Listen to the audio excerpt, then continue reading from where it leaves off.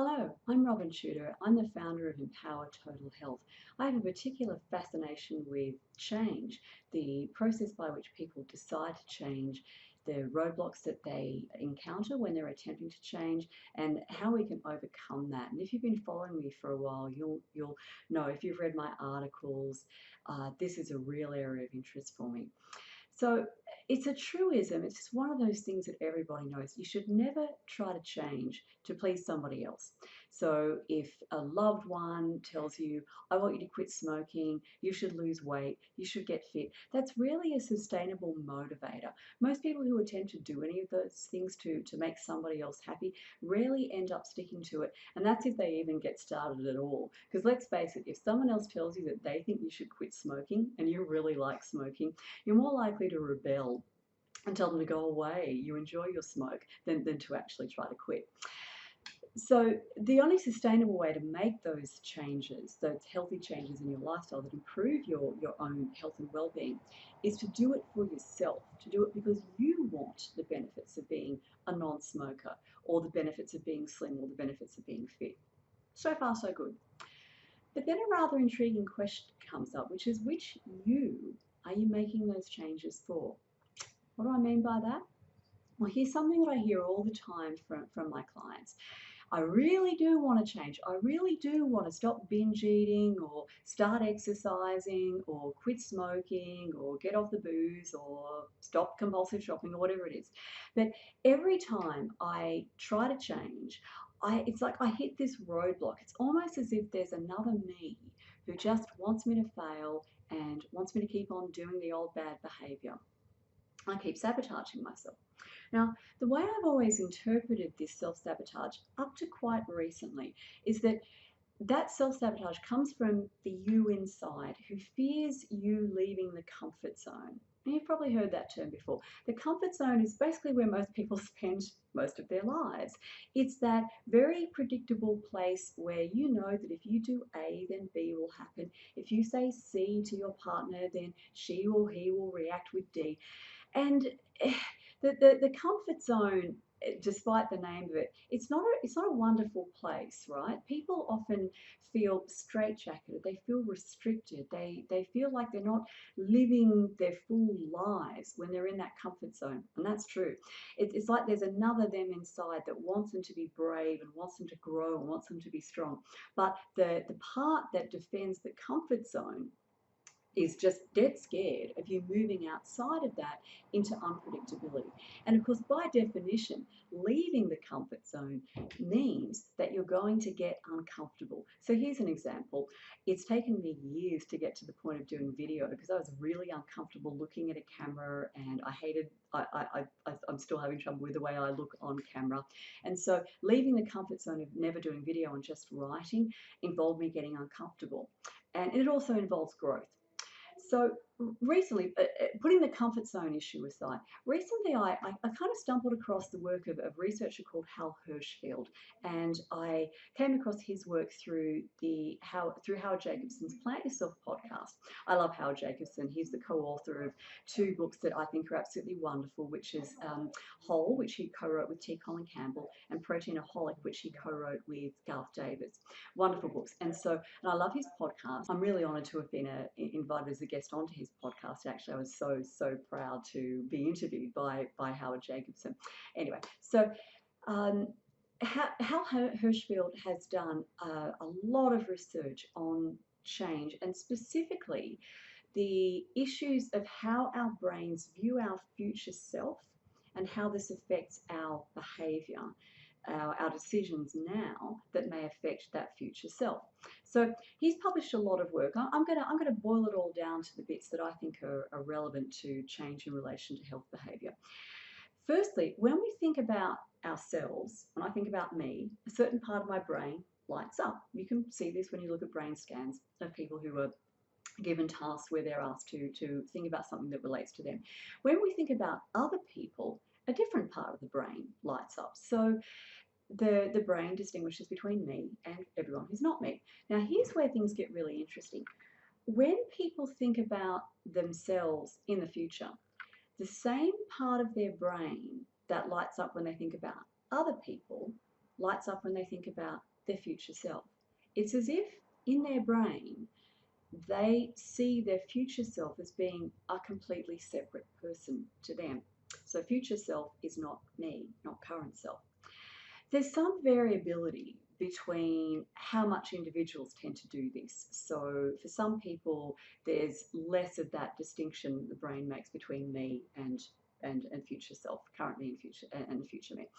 And the more that our brains view that future self as being a stranger, the less likely we are to make decisions now that will benefit our future self, particularly when there's some cost to our current self. So there's a term that researchers use for this tendency that people have to value immediate gains, what I can get right now, over what I could get in the future. They call it temporal discounting. Now, Hal Hershfield's work has focused on the way temporal discounting affects people's economic decisions, particularly how much they save for their retirement. So people who feel very disconnected from their future self are more likely to sort of go, well, I want to spend my money right now on stuff that makes me happy right now, stuff that gives me pleasure, rather than having to give up something that I could buy right now with my money in order to put money into my retirement savings account, because that retirement savings account is going to benefit basically some silly old bugger, my future me, who I don't feel very connected to. And I don't really care about that person. Okay, so the people who are most like that have actually been found to have the least retirement savings, whereas those who feel an emotional bond between their current self and their future self. And by the way, Hirschfeld was actually able to increase the bond that people felt with their future self and increase the amount that they were willing to put into a retirement savings account by presenting them with images of themselves, like age progressed photo images. You might have seen this in crime TV shows where through a computer program you can take a person's face right now and then you can age progress it so they can see what they'll look like in 10 years, 20 years, 30 years. So when people see that future self, like, them in the future, they're more likely to say, yeah, I'll put some extra money in my retirement savings account. And the similar factors apply with health-related decisions. So just say, you've been to see the doctor and the doctor has got some worrying results back and says to you, you've really got to lose weight. You're teetering on the brink of diabetes. If you don't lose weight, you're going to end up diabetic, just like your mother, just like your father, just like your uncle. And then on the way out of the doctor's office, you pass a bakery. And in the window of the bakery is a chocolate chip muffin. And your current self says, I'd really love to murder a chocolate chip muffin. That would taste really great. And the bit that's just been in the doctor's office says, doctor says I need to lose weight or I'm going to end up with type 2 diabetes. And then the current self says, well, if you don't eat that chocolate muffin now, you're going to give up all of that pleasure. And who are you benefiting? It's that future self. It's that me that's like so far off. Why would I bother helping her get back into her genes? Why would I bother preventing diabetes? That's her. It's not me. Okay, so that's what happens when people have this disconnect between their current and the future selves.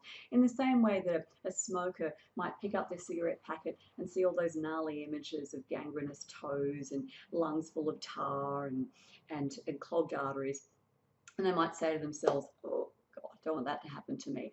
But in most cases, the person lighting up the cigarette doesn't yet have gangrenous toes. They haven't had a heart attack. They don't have a diagnosis of lung cancer. So all of that scary, gnarly stuff is going to happen to future self.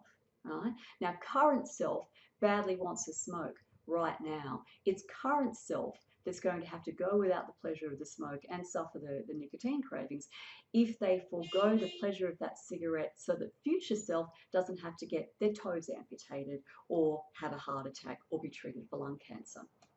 So as I delved more and more into Hal Hershfield's research, something came up for me. It was like a reminder of something that I've heard Dr. Dean Ornish, the researcher who has demonstrated beyond all doubt that you can reverse severe coronary artery disease. You can stop men who have early stage prostate cancer from going on to get more advanced disease, which requires treatment. And you can do that by putting people on a healthy diet, a simple exercise program, getting them to meditate, other beneficial changes. And what he says in all of his lectures, and I've been to quite a number of his lectures, is that fear is not a sustainable motivator for behavior change, but joy is. So what he means by that is that when people first enroll in his program, they've had a scary diagnosis. They've been told they have prostate cancer. They've been told they have clogged arteries. Many of them have actually had a heart attack. And so that all the consequences of their current behavior, which would only affect the future self, have actually suddenly gone zoom. Like there's the gap between current self, who's just enjoying smoking and eating rubbish and being a couch potato, and future self, who's going to have to pay for all of that. That gap is suddenly closed up.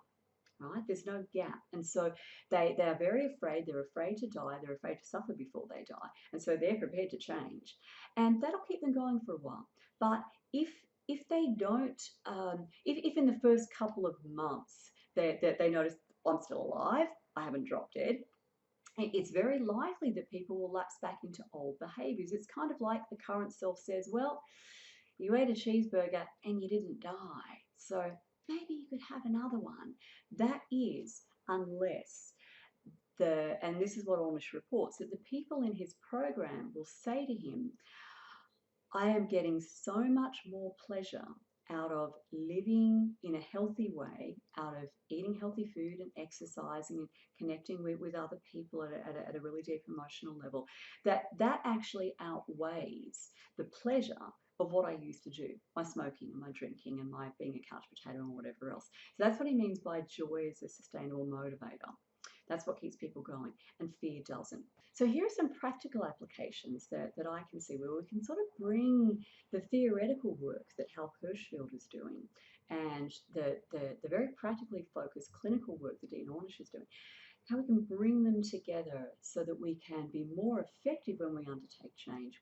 So my first suggestion is to visualize your future self enjoying the benefits of your habit changes and focusing on the benefits of adopting the healthy habits that you want to cultivate, as opposed to suffering the harms of continuing with your current habits. So again, I want you to really bear in mind what Ornish has found, which is that it's joy that keeps people going. So visualizing the scary outcome is going to make you scared for right now, but it won't motivate the long-term behavior change.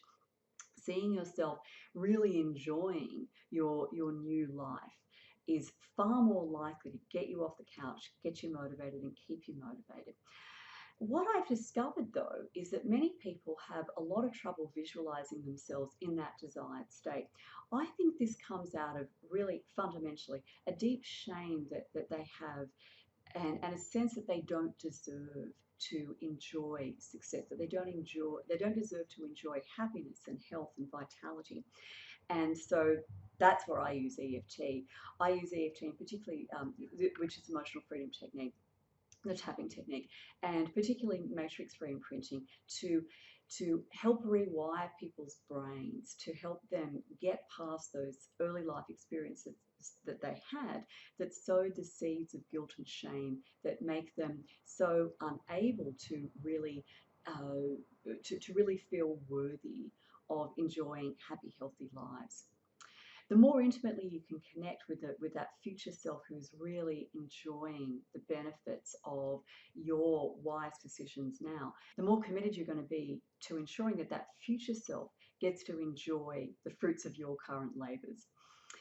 And the second strategy that I'm going to suggest is to focus on the benefits of the behavior changes that you're making that you can enjoy right now. So what I mean by that is that if you're overweight and out of shape, if you go to the gym, at the end of that gym workout, you are not going to have lost 10 kilos and you're not going to see a six pack sprouting out from underneath your belly fat. If you keep going to the gym and you also exercise, you will see that eventually, but you won't have that dramatic before and after. The reward for your current exercise, if you see that reward as being the weight loss and the being toned, you've got a long wait before that happens. But what you can notice immediately, during and particularly after the workout, and the more you choose to focus on it, the more you will notice this, is you'll notice that you feel better. There are mood elevating hormones and neurotransmitters that exercise causes the release of in our brains. So you just feel better. You can also notice and really choose to focus on how much better you feel about yourself, that you overcame inertia. You were tempted to stay on the couch, but you actually got up and got out there. You were tempted to quit halfway through the workout when it got hard and it was hurting and you were out of breath, but you kept going.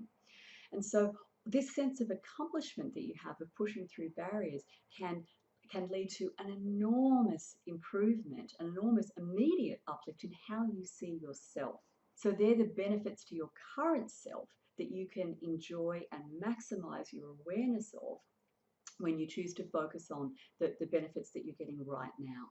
Now, there are some people who find it inordinately difficult to think of benefits of making these changes. And again, I find that EFT, using EFT, really helps to break through those barriers, because often what's happening is they're very fixated on what they're going to give up, on what they're going to lose.